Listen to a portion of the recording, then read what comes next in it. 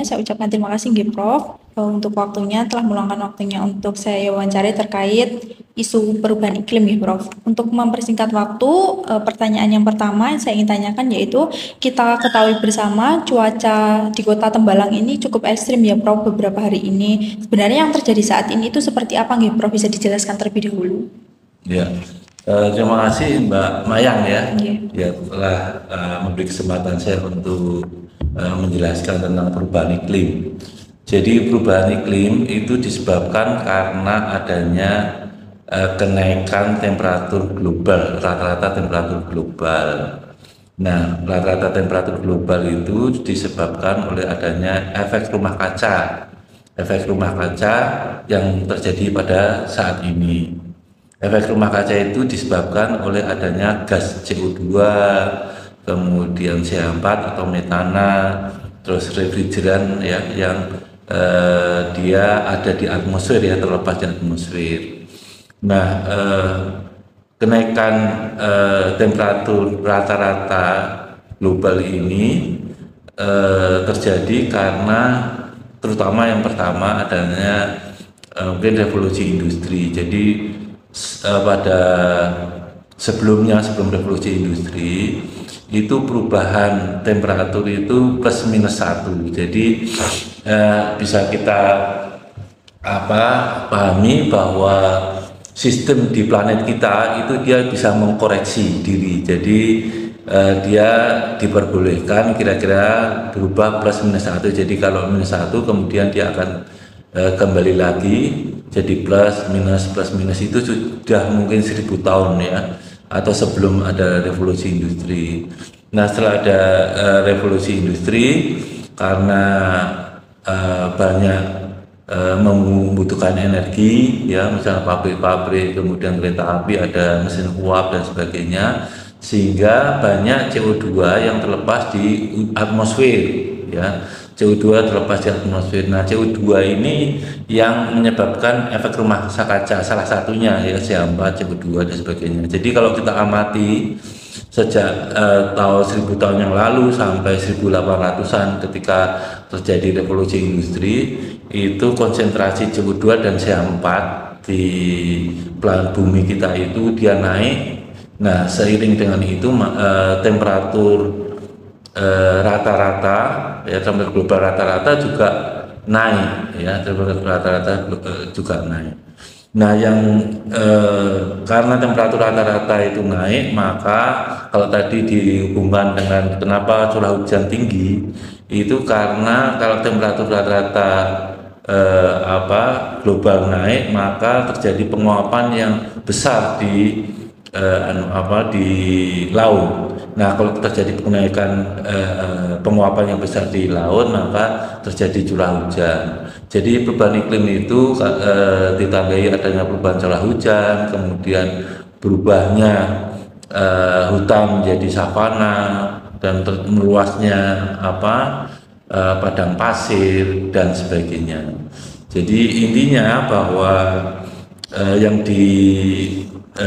mungkin ditakuti oleh para ahli dan kita semua itu adalah perubahan yang tidak bisa kembali lagi. Kalau yang tadi plus minus 1 itu dia karena memang sistemnya sedemikian rupa memang sudah diberikan, diciptakan Tuhan, maka dia akan kembali ke keadaan awalnya. Kalau terjadi perubahan, nah itu yang kita sebut perubahannya itu reversible. Yang irreversible itu tidak bisa, itu artinya ada batas kenaikan temperatur sehingga agak susah ya, kita akan mengembalikan ke keadaan awal, karena begitu dia naik, dia akan naik terus ya. Contohnya misalnya seperti ini. Nah, ketika temperatur rata-rata itu naik, maka es yang ada di kutub utara mencair. Nah, es yang ada di kutub utara mencair itu akibatnya apa? Akibatnya terjadi mungkin rock dan sebagainya, itu ya, artinya garis pantainya itu masuk ke daratan atau pulau-pulau kecil tenggelam ya, tenggelam. Nah,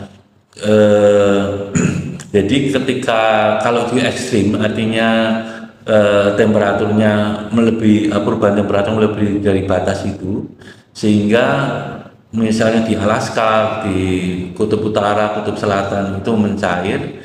Nah, ketika mencair itu kemudian yang kita lihat itu di bawahnya itu batu-batuan. Nah, kita tahu bahwa kalau itu es, ya, misalnya adalah es itu, maka es itu warnanya putih, ya, warnanya putih, sehingga panas yang dihasilkan oleh matahari akan 95% terpantul ke ruang angkasa, ya, ruang angkasa. Tetapi begitu, karena memang warna putih itu dia memantulkan radiasi panas matahari. Nah, ketika dia jadi hitam, ya, jadi karena esnya mencair, maka warnanya itu kira-kira seperti hitam. Nah, warna hitam itu dia akan mengabsorb, ya, mengabsorb panas, ya. Jadi ketika dia mencair, es itu mencair di es kutub, es yang ada di kutub itu mencair, metana, dia akan mengeluarkan metana, ya. Nah, kemudian ketika esnya menjadi daratan atau batu-batuan biasa, itu kemudian panas yang dari matahari diserap oleh daratan. Nah, kemudian karena akibat seperti itu, maka ini yang ditakutkan bahwa perubahannya tidak akan kembali lagi. Jadi panasnya akan meningkat dan tidak bisa terkendali. Itu yang sebetulnya yang ditakuti itu. Jadi ketika misalnya dikaitkan dengan kota Semarang atau mungkin kota-kota yang ada sekarang itu, ya karena dengan adanya perubahan temperatur yang besar, penguapannya besar, sehingga curah hujan juga besar. Dan diduga juga dengan perubahan temperatur yang tinggi ini, gempa bumi juga makin sering. Karena gempa bumi itu kan adanya pertemuan lempeng yang di bawah itu, di bawah, ya, lempeng-lempeng Eurasia dan sebagainya itu dia bertemu.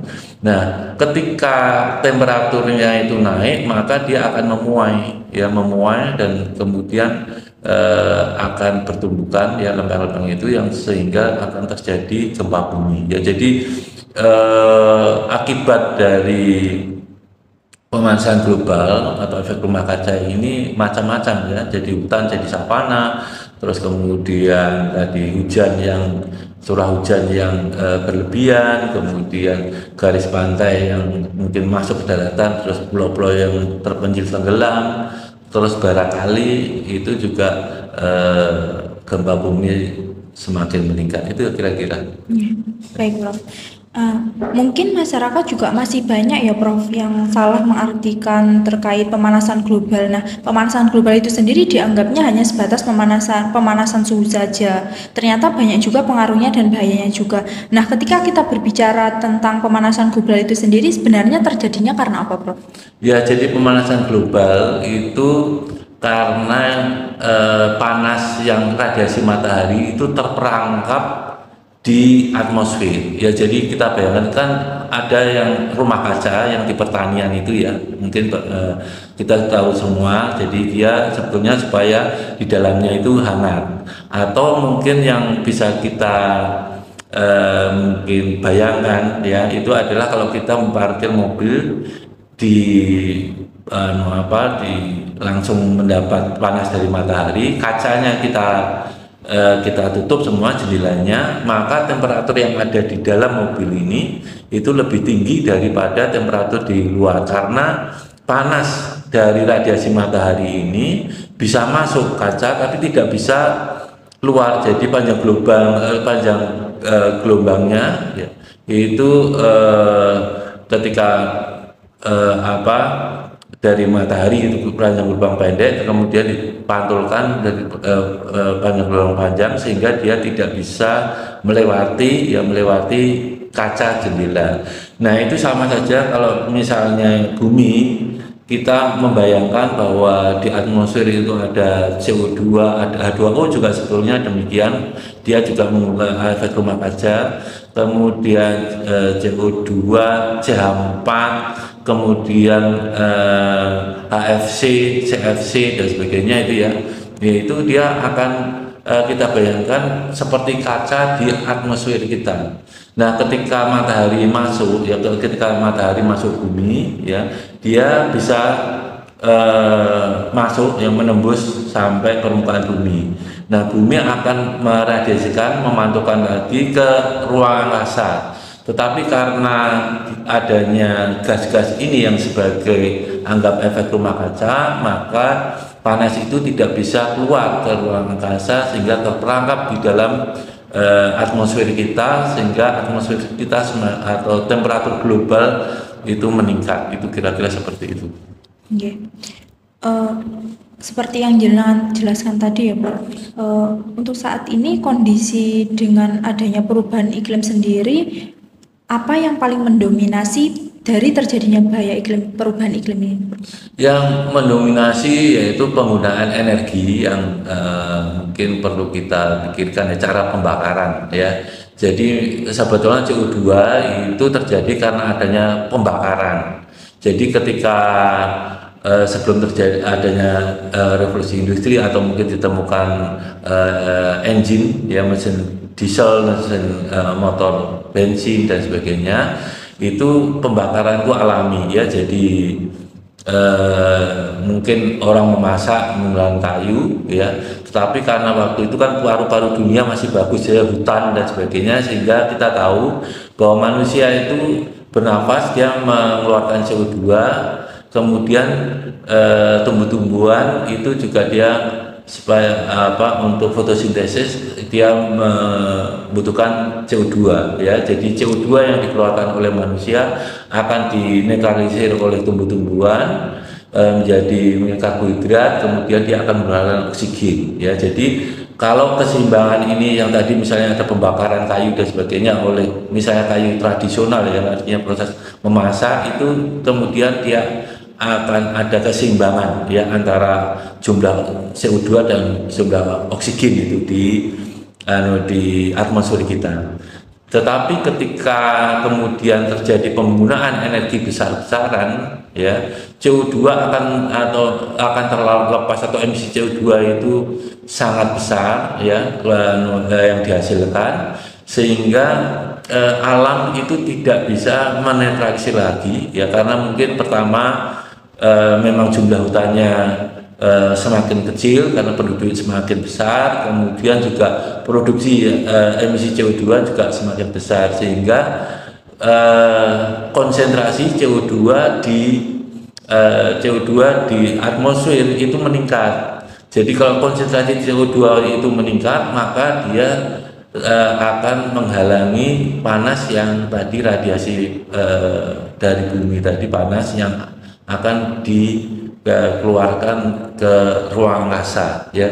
Jadi itu karena ya kegiatan kita sendiri, jadi penggunaan energi terutama, kemudian penggunaan refrigeran freon ya, freon dan sebagainya, terus kemudian tadi CH4 ya, CH4, kemudian H2O juga gitu. Kalau dia terlalu banyak, H2O itu sebetulnya juga mengakibatkan efek rumah kaca. H2O dalam artian uap ya. Baik, nah untuk saat ini kita ketahui bersama di Kota Semarang ini curah hujannya cukup ekstrim gitu Prof. Dampak terjadinya perubahan iklim itu sendiri apa saja gitu Prof, dan apakah dampaknya nanti juga akan berpengaruh juga terhadap pergulatan ekonomi? Oh iya, karena ya jelas kalau dampak iklimnya ya, tadi sudah saya sebutkan bahwa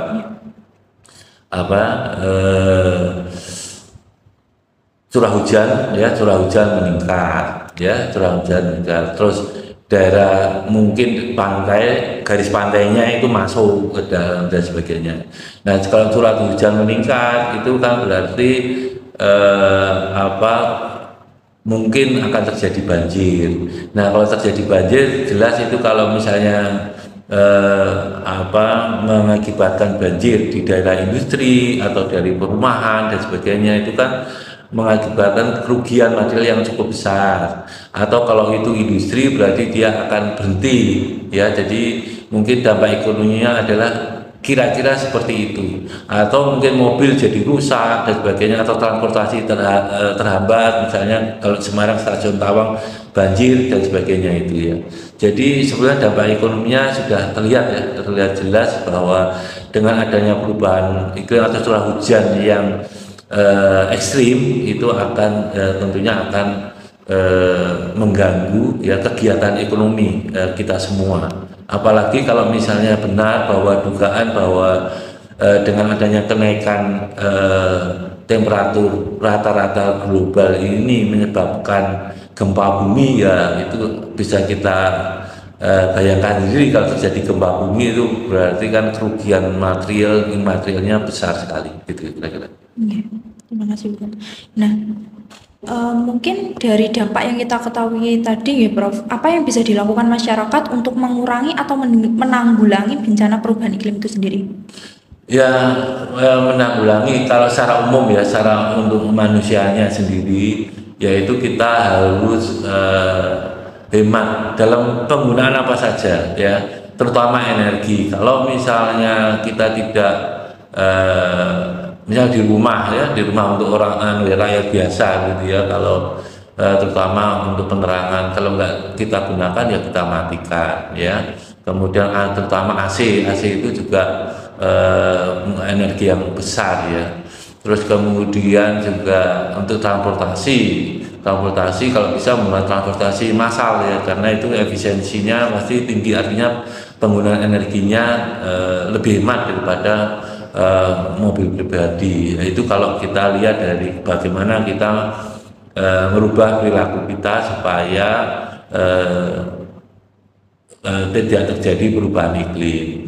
Tapi kalau dari segi teknologi ya kita harus berpikir, jadi mungkin peneliti-peneliti kita bagaimana ya, mengembangkan suatu mesin ya konversi energi yang betul-betul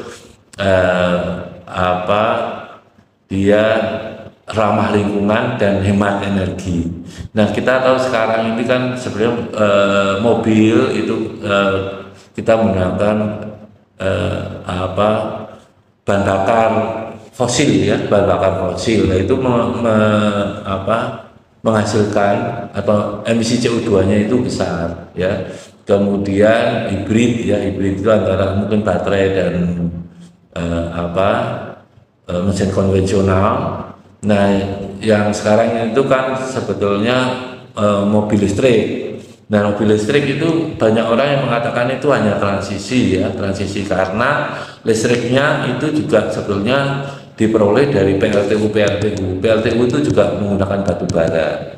Jadi secara global sebenarnya penggunaan energi itu hampir sama dan emisinya hampir sama, hanya memindahkan saja, misalnya di kota kemudian dipindahkan ke pusat-pusat pembangkitan listrik ya, tapi secara global itu hampir sama. Nah, yang ke depan yang sekarang dikembangkan itu adalah mobil yang menggunakan hidrogen atau fuel cell, karena menggunakan fuel cell itu emisinya itu adalah H2O dan H2O dan CO2. Jadi H2O. Jadi kan dia H2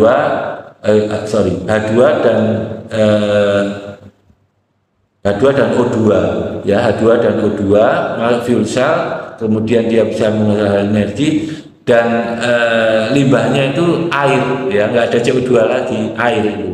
Jadi sekarang yang dikembangkan oleh orang Eropa, Jerman dan Jepang itu adalah mobil bertenaga hidrogen ya. Jadi H2 plus O2 kemudian hasilnya air ya, H2O2 menghasilkan energi dan limbahnya airnya, itu kan sangat artinya ramah lingkungan itu ke depannya. Jadi bagaimana kita menghadapi mengantisipasi adanya pemanasan global. Yang pertama tadi saya ulangi, kalau dari kita sendiri ya semua, misalnya membuat kertas kalau bisa ngeprint itu bolak-balik, karena kertas sendiri itu juga ketika diproduksi itu membutuhkan energi ya, terus penggunaan listrik, AC dan sebagainya, artinya semuanya harus hemat supaya kita juga menghemat energi. Kalau menghemat energi berarti kita mengurangi emisi CO2. Nah, kemudian tugas dari mungkin peneliti yaitu mengembangkan mesin konversi energi yang ramah lingkungan, artinya tidak menghasilkan CO2 itu kira-kira. Karena waktunya juga cukup terbatas ya Prof. Ini pertanyaan terakhir mungkin dari saya, pesan terkait perubahan iklim dan juga bahaya perubahan iklim dari Prof mungkin? Ya, ya itu saja. Artinya kita harus paham ya, karena sistem yang kita punya itu stabil. Saya katakan stabil. Stabil itu dalam artian kalau ada perubahan dia akan kembali lagi. Ada perubahan lagi kembali lagi. Harusnya begitu sistem itu. Nah, kalau kemudian perubahannya terlalu besar, itu sistemnya itu tidak stabil dan susah untuk kembali lagi. Jadi sebetulnya alam itu punya batas. Nah, itu yang kemudian sangat dikhawatirkan oleh para ilmuwan ya, seperti itu. Bagaimana kemudian kalau perubahan temperaturnya itu melampaui batas ya, batas yang diperbolehkan itu tadi, yaitu nanti perubahannya irreversible ya. Jadi kalau sekarang itu kan perubahan itu kan sebetulnya menurut teori itu boleh berubah plus minus 2 derajat, plus minus 2 derajat. Tetapi sekarang itu yang dicanangkan adalah plus minus 1,5 derajat. Jadi kalau kemudian perubahannya sangat besar, yaitu barangkali banyak hal yang kemudian tidak bisa kita bayangkan dan agak susah untuk berubah kembali lagi keadaan awal. Ya misalnya gurun yang meluas, itu kalau kemudian kita tunggu dia akan menyempit lagi, nggak bisa seperti itu. Ya, seperti kalau misalnya gampangnya itu kan musim hujan, musim panas kan kita tahu rumput itu mengering, tapi begitu musim hujan dia akan tumbuh lagi. Nah itu kan berarti memang satu sistem yang stabil kan seperti itu. Dia berubah dan kembali lagi ya karena alam. Tapi kalau kemudian tidak bisa kembali lagi, yang itu yang kita khawatirkan. Jadi ada batas-batas kenaikan temperatur global itu yang perlu kita waspadai. Itu kira-kira itu 1,5 derajat. Terima kasih gitu. Ya, sama-sama, Maya. Ya.